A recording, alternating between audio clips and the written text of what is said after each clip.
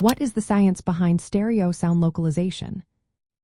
Imagine listening to your favorite song and feeling like the instruments are spread out across a stage right in front of you. That's the magic of stereo imaging, but how does your brain actually know where each sound is coming from? Let's break down the science behind how we perceive sound direction and position. When sound reaches your ears, your brain uses tiny differences in timing and loudness to figure out where the sound is coming from.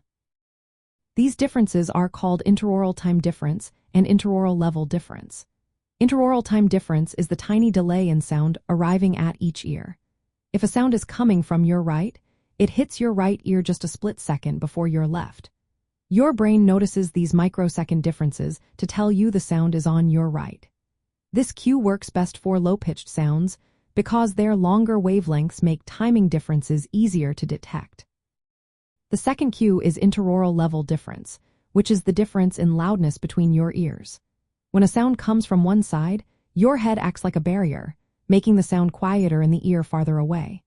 This is especially true for high-pitched sounds, which don't bend around your head as easily. Your brain uses these loudness differences to help locate sounds at higher frequencies. These two cues work together in what's called the duplex theory of sound localization. Low frequencies relying more on timing differences, while high frequencies depend on loudness differences. But there's more to it. The shape of your outer ear, called the pinna, modifies sounds before they reach your ear canal.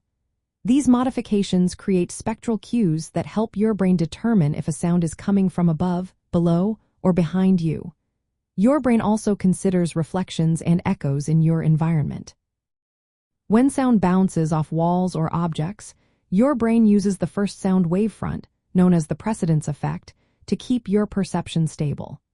This helps you localize sounds accurately even in noisy or reflective spaces.